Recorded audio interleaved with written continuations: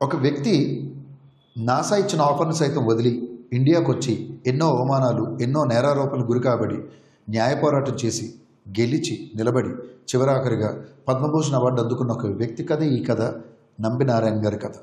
అది ఇవాటి మన topic. So welcome to Chaitu chronicles family, welcome to my video.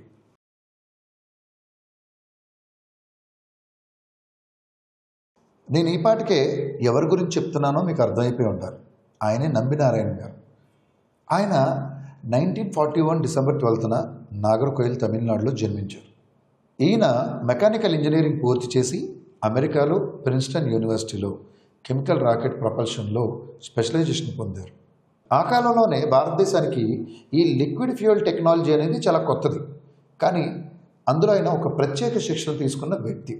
ఈయనకి నాసా వాళ్ళు ఒక మంచి జాబ్ ఆఫర్ ఇచ్చినప్పటికీ ఈయన మన భారతదేశం మీద ఉన్న మక్కువతో 1966లో ఇస్రోలో చేరారు.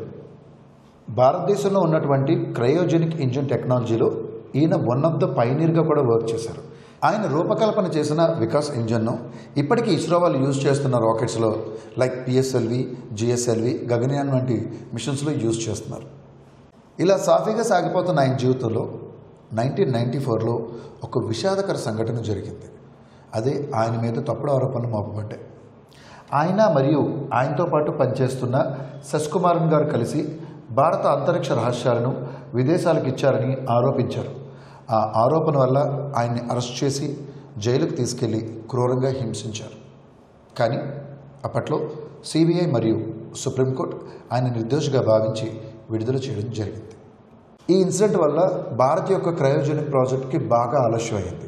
ఈ ఇన్సిడెంట్ వల్ల ఆయన కెరియర్ అలాగే ఆయన రెస్పెక్ట్ బాగా దెబ్బతినడంతో ఆయన ఒక బలమైన నిర్ణయం తీసుకున్నారు. అదే న్యాయ పోరాటం చేద్దామని.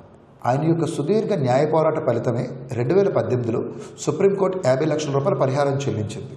అలాగే 2019లో కేరళ గవర్నమెంట్ 1,30 లక్షల రూపాయల పరిహారాన్ని చెల్లించింది. 2019లో ఆయన పద్మభూషణ్ అవార్డును కూడా అందుకున్నారు. అప్పట్లో ఆయన ఆత్మకథను రాసుకున్నారు. దాని పేరు ready to fire, how India and I survive the ISRO spy case. ఆయన జీవితం ఆధారంగా తీసుకుని ఒక సినిమా కూడా తీశారు. అదే రాకెటరీ, ద నంబి ఎఫెక్ట్. 2022లో రిలీజ్ అయింది. దీనిలో మాధవన్ గారు నటించారు.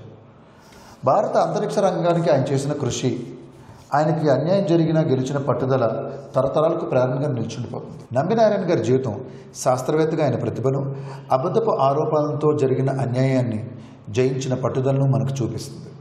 సో ఇదే నంబి నారాయణ్ గారి జీవితం. ఈ జీవితం మనకేమి నేర్పిస్తుందంటే మన జీవితంలో ఏ నిమిషం ఎలా అయినా మారచ్చు. కానీ మన పోరాటంలో నిజాయితీ ఉంటే ఎప్పటికైనా గెలుపు మనదే. సో ఇప్పటివరకు ఈ వీడియో చూశారు కాబట్టి నచ్చిందని నేను అనుకుంటున్నాను. ఒకవేళ మీకు నచ్చితే లైక్ చేయండి, మీ ఫ్రెండ్స్ అండ్ ఫ్యామిలీ మెంబర్స్కి షేర్ చేయండి. అలాగే మీ ఇన్ఫర్మేషన్ ఏం చెప్పాలనుకుంటే కామెంట్ చేయండి. అలానే సబ్స్క్రైబ్ చేయకుండా చూస్తున్న వాళ్ళు సబ్స్క్రైబ్ చేసుకొని చూడండి. సబ్స్క్రైబ్ చేసుకొని చూస్తున్న వాళ్ళందరికీ thank you so much. Signing off.